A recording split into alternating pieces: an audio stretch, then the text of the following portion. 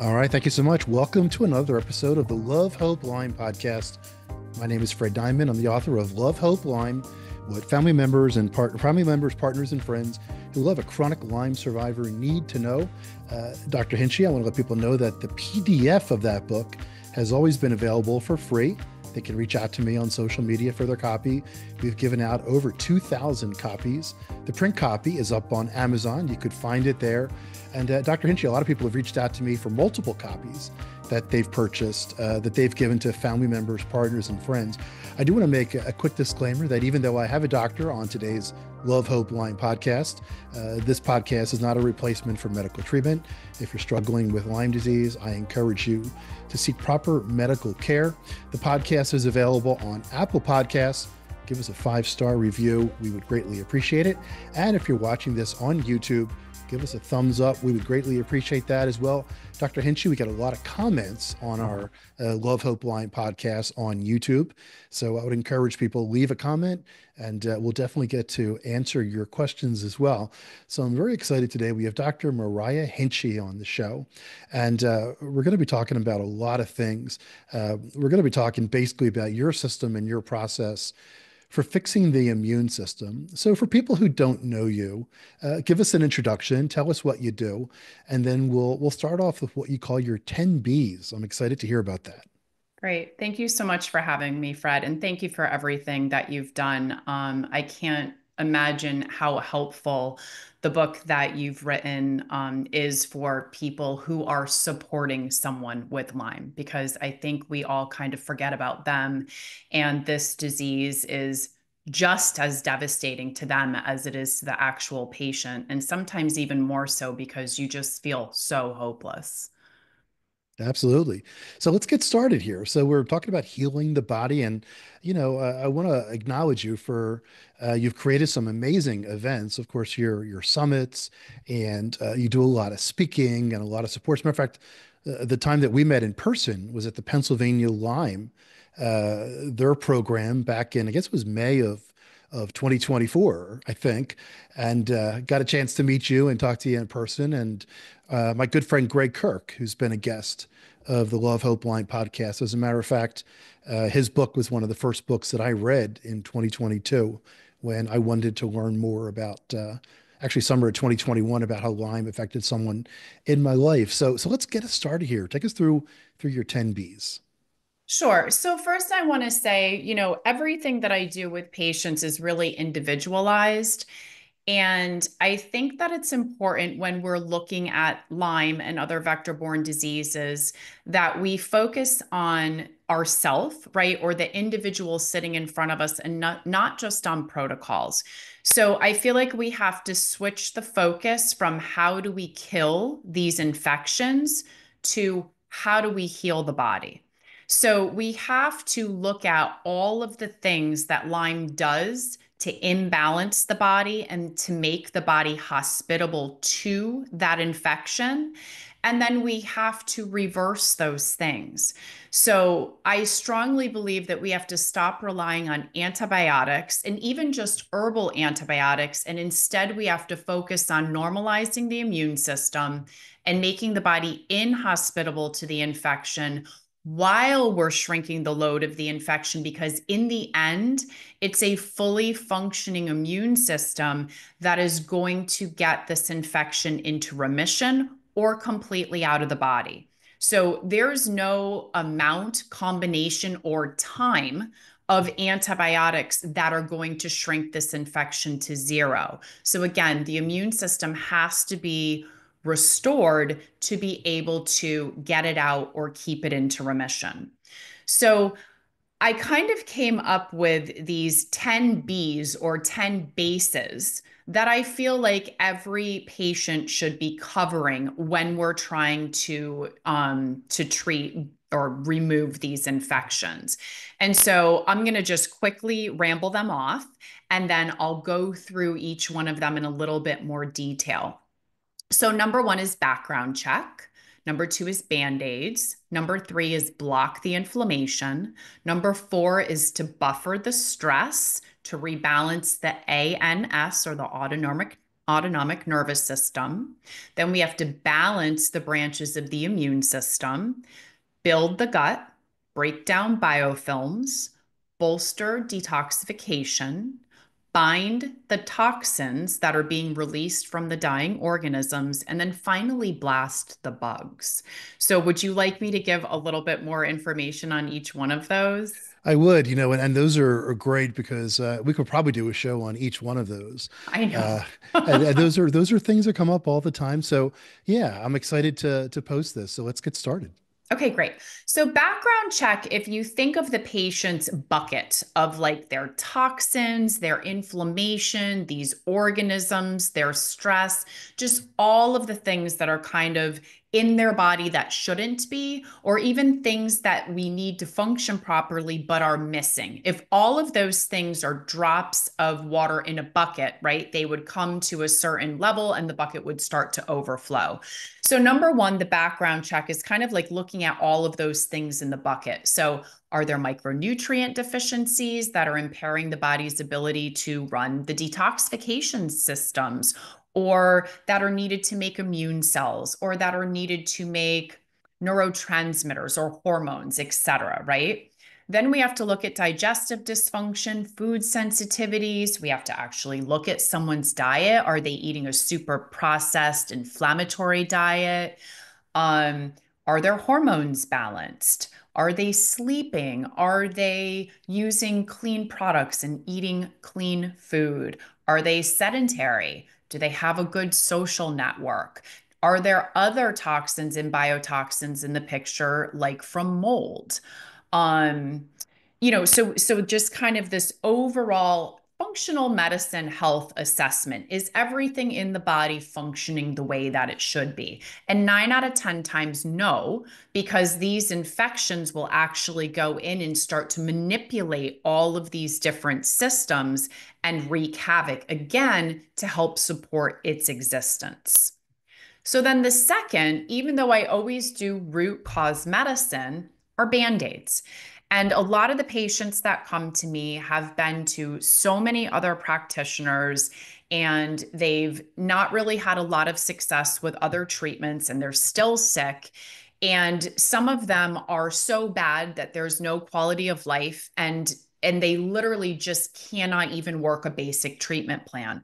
So band-aids would include either pharmaceutical or herbal or supplemental things that would need to deal with extremely high pain levels or maybe neuropsychiatric issues or sleep issues, right? You follow me? Mhm. So it's like getting the patient the quality of life so that they have the ability to even work a treatment plan. Can I follow up with something real quick? You mentioned root cause. So Yeah. that's something that I see people talk about. Could you talk about what that means? Sure. So, modern day medicine and medical schools really, people are taught here's a cluster of symptoms that equals this diagnosis. And then here are your drug choices to manage the symptoms of that diagnosis. Root cause medicine is I don't care what symptom it is, you could throw any symptom out there. And there would be several different root causes that could be causing that symptom.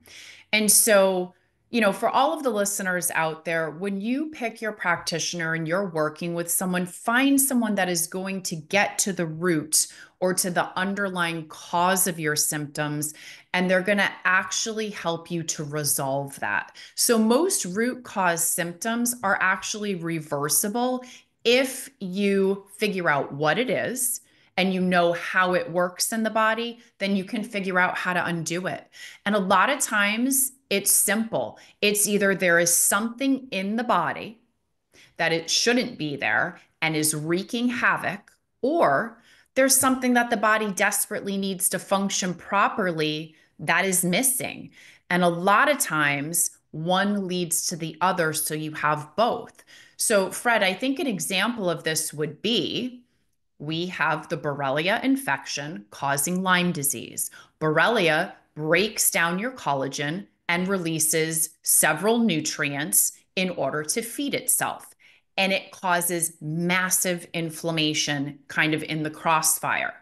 So you would end up with a couple sort of root causes. I would argue that Borrelia, it actually isn't the biggest root cause anymore. We now have this excessive inflammation that's causing immune dysfunction, and then we'll end up with the nutrient deficiencies that you need to make a strand of collagen because there's this extra stress on the body to keep up with collagen production. Do you follow me? Is that a good example? I do. Yeah. So yeah, that's a great explanation. I appreciate that. Okay. All right. So number three, the third B is to block galactin 3. So galactin 3 is a protein that actually has good and bad benefits. In an acute situation, its levels will go up and it acts like a conductor of an orchestra that brings in immune cells to basically help to kill the infection, or if it was an injury, to heal the injury. But when this chemical has been elevated for significant periods of time, it actually can lead to autoimmune issues where the immune system is just kind of on this hyperdrive, overdrive, and it just keeps going and never turns off. And it also, surprisingly, is part of the biofilm that these bacteria build to live behind. So we want to try to block the galactin 3 levels. And typically, I do this by using a special type of modified citrus pectin.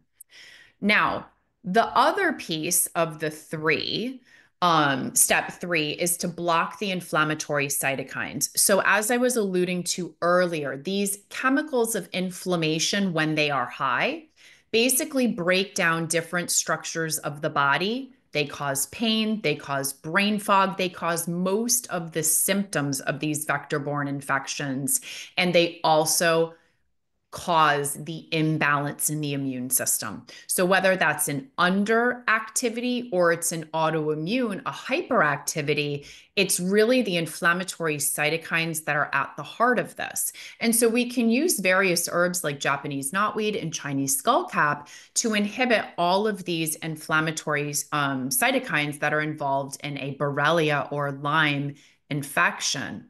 And then the third part of the number three is blocking the inflammatory enzymes that break down collagen so that these organisms can feed, but also break down the extracellular matrix and cause inflammation in the endothelial cells. So there's three enzymes, aggrecanase, hyaluronidase, and collagenase, that these infections, especially Borrelia, kind of like ignite to take advantage of them and exploit them to break down these tissues that they need to migrate throughout the body and feed themselves. And surprisingly, we can use Japanese knotweed and Chinese skullcap as well as ashwagandha to inhibit those enzymes as well. So the number three is really about inflammation and blocking the various types of inflammation that these infections exploit to thrive inside of our bodies. I just have a very brief question about that. Yeah. Uh, how quickly do these work? So are these the kind of thing where it's going to take 6 months to a year for the body to respond? Or in some cases, will they work right away? A lot of people that I've spoken to, and I've spoken to thousands of chronic Lyme survivors, and of course, you've spoken probably to tens of thousands. But there's always the expectation that I see people say this all the time. Oh, I tried that, but it didn't work, right? Yeah. Things don't work. So if you could answer that question before we move on to the fourth B. Sure. So I'm gonna give you a couple different answers. So if we are looking for, let's say, just like instant relief, that's not that this isn't like taking an aspirin, right? Or ibuprofen for inflammation. This is something that is going to take a few days, if not a week, to see some sort of change. However, if we're talking what I would consider to be kind of like a real difference, that can take anywhere from 60 to 90 days. So my bar is set where I expect patients to have a 25% improvement in 90 days. That's kind of like my bar. But I have a lot of patients who will come back 30 days in. Now, this is to being on their full protocol. This isn't just herbs. This is altering their life, getting on the nutrients they're deficient in, getting off the foods that are affecting them, which I'll get into, but this is kind of like working the whole program, so to speak. I'll have patients come back in a month and feel drastically, drastically better. Recovering the immune system and healing the body, that's the piece that takes time. That's the piece that can take like a year. But most of my patients by 6 months in are 50% better. And what I mean by that is like their severity rating has come down by at least 50% for each one of their symptoms. The frequency level has come down by 50%. And a lot of them will have lost more than half of their symptoms. So if they started out with like 50 symptoms, which happens a lot, they're down to only having like 20 or 25 symptoms. Do you follow me? I do. That's great. Yeah. And I just want to remind people too that we're not making any promises here. Like you said, everybody's different. You need to go on the protocol. You need to go through the process with all the other things that we're talking about. So I appreciate that answer though. Thank you. Okay, so number 4 is buffering the stress on the autonomic nervous system. So I think most people have heard like we have two branches of our nervous system. Well, there's many, but of this particular nervous system I'm talking about, we have fight or flight and we have rest and digest. And our bodies are supposed to be predominantly in this rest, digest, and heal. But because of a lot of things in our modern world, and then, in addition to if you have a chronic illness, we get stuck in this fight or flight mode. And it's kind of like a light switch. It can't be half on, right? So we're either in rest and digest or we're flipped into sympathetic overdrive. And so that turns off really a lot of the immune system's capability to heal. So there's a lot that needs to go into, from a lifestyle perspective, being able to get a patient out of that fight or flight mode. And I have this kind of like way up in the beginning of importance on the list for a reason. I have seen this be people's huge stumbling block to heal. Yeah. All And right. I was going to say we can do, there's visualization and there's just deep breathing and there's guided meditation and and then there's a slew of supplements, but really I feel like this is something that if you practice at it, you can actually soothe yourself, through various techniques. And then of course there's all sorts of gadgets that stimulate the vagus nerve, Mm. and help to pull you back into parasympathetic dominance. Yeah. That's great. Okay. Number 5 is balancing the immune system. So we could have a whole day's worth of talk on this, but I'm going to simplify it. Basically, there's different T helper branches of the immune system. And depending on which one of those fancy chemicals that we talked about earlier is dominant, it's going to push either Th1, Th2, or Th17. Th17 is typically autoimmune. Mm. Th2 is pretty much parasitic and allergic type response. And Th1 is pretty much for, infections that go in and infect the cell. And so we want to be with a Lyme infection in Th1. But because of the chronically elevated certain cytokines, we can go into this Th2 or Th17 dominance. The point is, we have to balance those. One of the best herbs, hands down for doing that, is ashwagandha. And I already mentioned that earlier. Mhm. It's helpful to inhibit some of those inflammatory enzymes that break down our connective tissue, collagen, and the extracellular matrix. Also, if we have low white blood cells or lymphocytes, adding in something like echinacea can be helpful. And if we have low CD7 cells or natural killer cells, we can use cat's claw, or this specialized type of modified citrus pectin to help to increase the lymphocytes. So again, knowing what's going on with the immune system. And then if you're going to use herbal medicines, picking the ones that are doing exactly what you need them to do instead of just, memorizing protocols of what herbs to put together. All right, number six is building the gut. This one is super important. Everything starts in the gut, right? We can't get any of our nutrients if our digestive properties are not functioning well. And we cannot detox if our gut lining isn't intact. So there's kind of a dual purpose for building the gut. And actually, there's a third, the microbiome. So people forget that most of our immune system is in our gut, literally, and that its ability to function properly relies on all the good, healthy bacteria in our gut and its diversity, right? So we have to build the gut lining so we can properly detox. We have to rebuild digestive properties so that we can absorb the nutrients that we need to run all of our biochemical reactions so that our body can be built the way it needs to be built and function the way it needs to be functioning.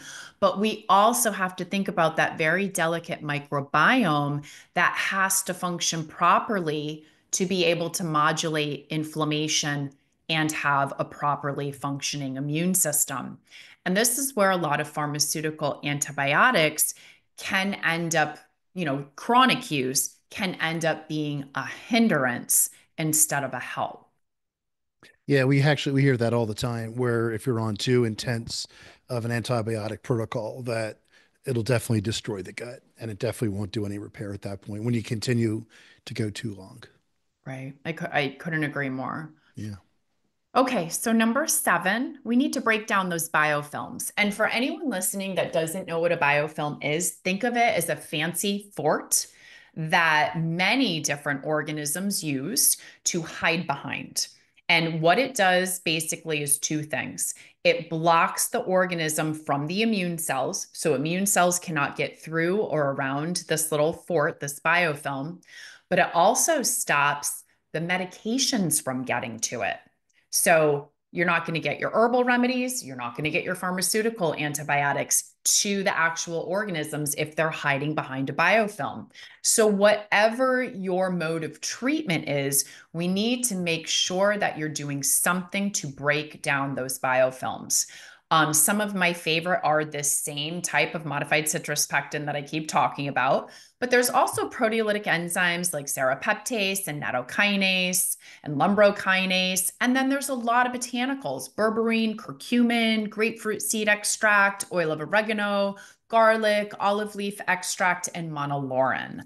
I love herbs that have dual purposes. So, my arsenal for breaking down biofilms are typically this type of modified citrus pectin. I use a lot of grapefruit seed extract because it's antifungal. And a lot of my patients come in with a lot of candida from previous antibiotic use, or they might have mycotoxin issues.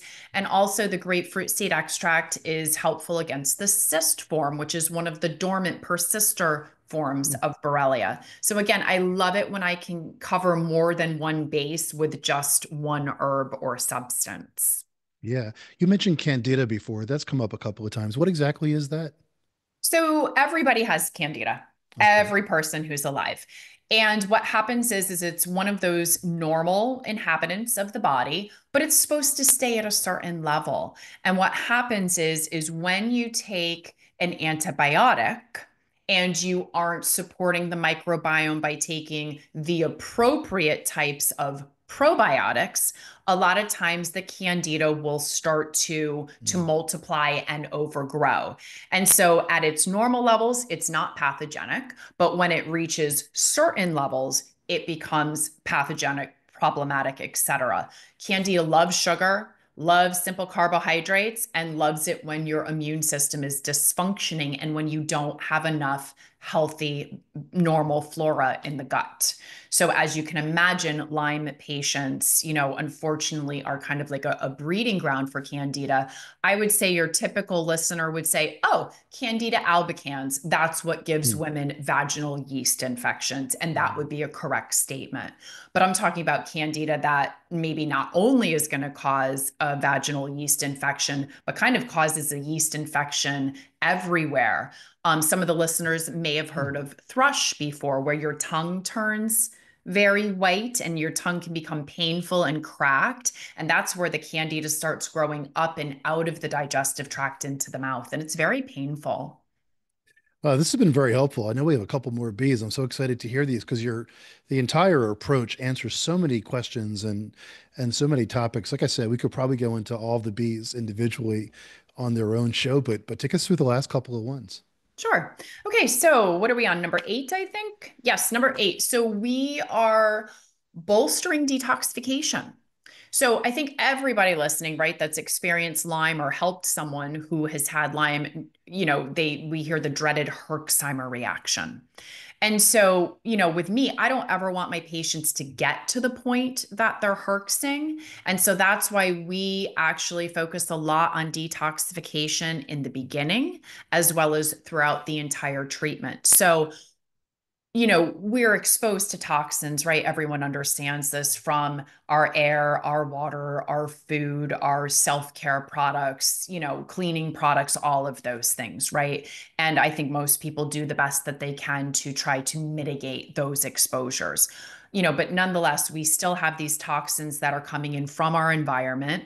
And then we have a bunch of toxins just from living and breathing, right? That our own cells create. But then on top of that, we have the toxins that these bacteria or parasites, if it's Babesia, or fungus, if we're talking candida, or viruses, right, are all literally excreting into our bodies.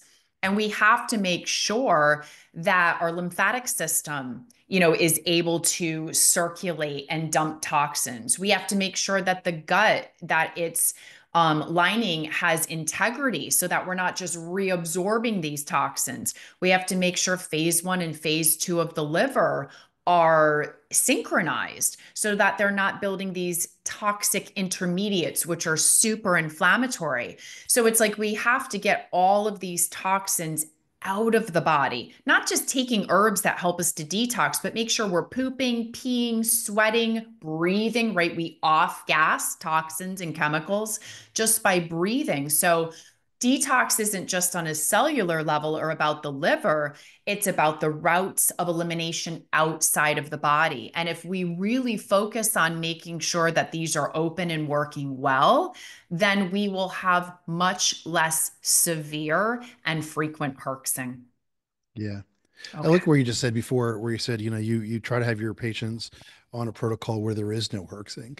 Yes. And that definitely says, I've heard people say, when you're herxing too hard, you're going at it too hard, right? You're trying to detox at a much harsher approach than the body is able to handle.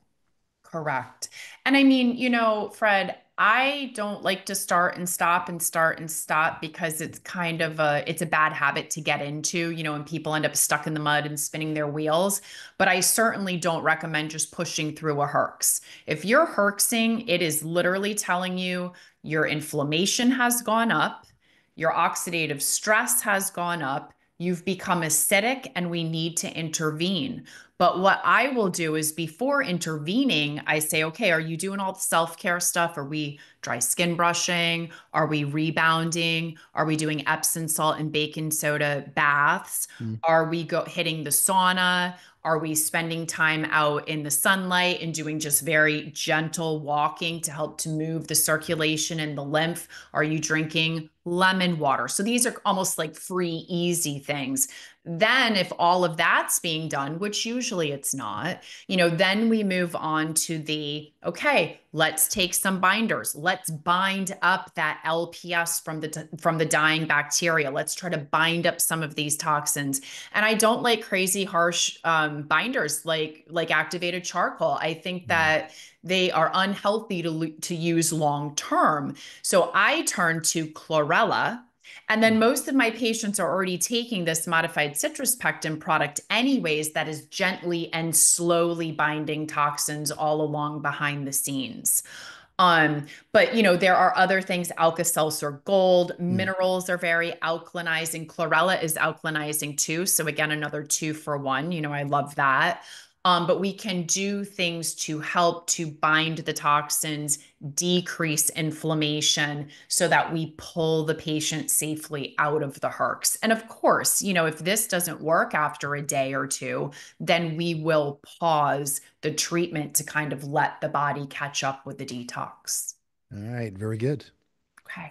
All right. So last but not least, and I did actually save this for last, Hmm. blast the bugs, because I really feel as a practitioner, I have no business trying to kill anything in your body if I haven't addressed all of these other steps simultaneously, because I'm just going to make you worse if I haven't. So, some of my favorite antimicrobials that are herbal include some of the herbs that I've already talked to you about: Japanese knotweed, cat's claw, Chinese skullcap, ashwagandha, grapefruit seed extract. Some that I haven't talked about, and one of my ultimate favorites is cryptolepis, because it's not just antibacterial, it's also antiparasitic. And when it comes to being bacterial, it's anti-gram negative, but it's also anti-gram positive. So it can be helpful in both types of bacteria. And then I love Sweet Annie for the same reason. It's not just antibacterial, but it's also anti-parasitic as well. And then both of those herbs also have some antioxidant and anti-inflammatory actions as well.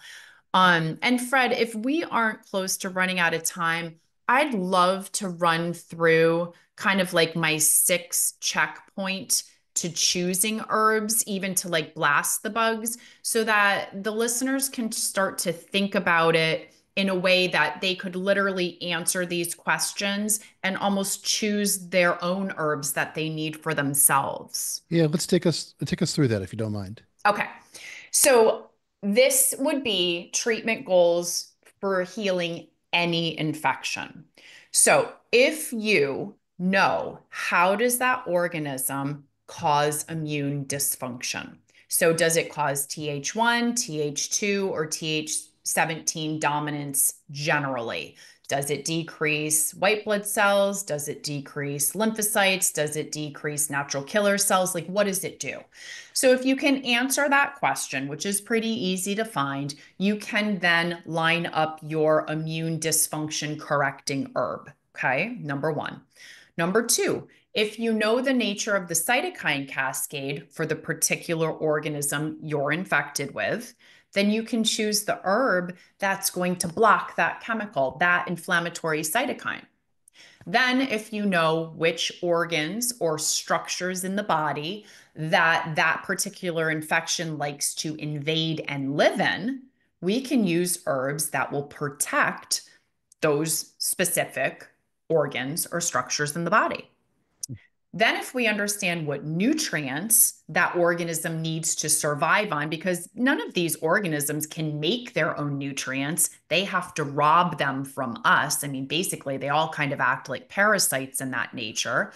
We know what basic nutrients that we are most likely going to be deficient in, and therefore, what nutrients do we need to supplement with? Does that make sense? Absolutely does. Okay. So then know how the organism evades the immune system. Does it make a vacuole? Does it go deep intercellular? Does it make a biofilm? And if you know the answer to that question, then you know, okay, what can I do? Right? Let's say it's a biofilm. Okay, well, you can pick out of any of those like 10 different herbs that I went over that are going to help to break down and degrade the biofilm so that you can get to it. Then we want to make sure all of the routes of elimination are open and our detox pathways are supported both with supplements, but also with all of the self care things we can do. And then again, lastly, we want to use the proven antimicrobial for the specific organism. So, is this a gram negative bacteria? Great. Here's all the herbs that treat that. Is it a gram positive bacteria? Great. Here's all the herbs that treat this. Is it a parasite? Here's all the herbs that treat that. Or is it fungal? Do you follow me? I absolutely do. And I have a couple quick questions for you. Sure. One is we went through a lot of stuff today. Again, we talked to Dr. Myriah Hinchey, and how do again, if you're someone who supports a Lyme survivor or if you're a Lyme survivor, how do you manage all this? I mean, one of the big challenges with this disease, again, we use the analogy, it's not like you broke your ankle, you get put into a cast, you watch TV for 6 weeks, then you recover for 2 weeks, and hopefully you're fine. There's so many angles. And like we talked about in the very beginning, Dr. Hinchey of the podcast, each person has their own because of genetics and how long they've had the infections, right? And other things related to their personal, bodies, I guess. Um, how do you help people kind of manage the complexity of this type of care? So I'm going to give you two answers. One is logistical, the first one, systems, organization and systems, and trying to make things as automated and easy as possible. Okay, number one. Number two, for the caretaker, remember that most of the pain and the suffering and the way that that is going to come out onto you, you're their safe person.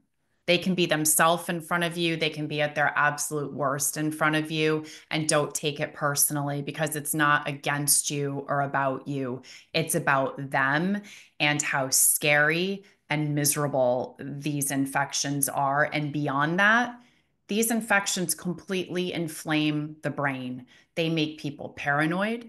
They make people irrational. They make people literally not able to think clearly or remember clearly or to process information clearly or hear what's being said clearly. And I mean, I remember I used to think that I was losing my mind, and it's scary. And unfortunately, you lash out and react at the people that you love the most and you trust the most. So, as hard as it is, I think my biggest piece of advice would be don't take it personally. And when the person needs space, give them space, give them their humility and just try to be there and don't try to fix it. They don't want to be fixed. They don't need to be fixed. They just need you to be there to listen and comfort and support. And yes, probably help with the logistics of all the supplements and meds and things like that. All right. Well, Dr. Myriah Hinchey, you've taken us through so many amazing things and very clearly explained. I want to acknowledge you for that. How can people either find out more about what you offer? What's the best way for people to understand more what you bring to the marketplace? There's a couple things. You can go to drhinchey.com and kind of like all things me, you can find from there. If you want more education and information, you can go to lymebites.com. So I have several different educational things that I'm working on for patients as well as medical practitioners. We have an annual symposium that's the second weekend in November in Fort Lauderdale, Florida. There's also a virtual component of that. And you can find more about the botanical medicine company that I started to help people to heal from Lyme. That's lymecore.com. Or my practice is called Tau Vitality, and it's in Hebron, Connecticut. All right, we'll provide links to all of that on the show notes. Again, if you're listening to today's show on Apple Podcasts, give us a 5-star review. If you're watching this on YouTube, you could find the links to everything that Dr. Hinchey just talked about before. All right, once again, Dr. Hinchey, I want to thank you. I want to acknowledge you for the support you've given to thousands, if not tens of thousands, of Lyme survivors, and very clearly explained. And appreciate your being on today's Love Hope Lyme podcast. Thanks so much, Fred. It was really nice to be here with you. And thank you, everyone at home. Absolutely. Once again, I want to thank Dr. Hinchey. My name is Fred Diamond. This was the Love Hope Lyme podcast.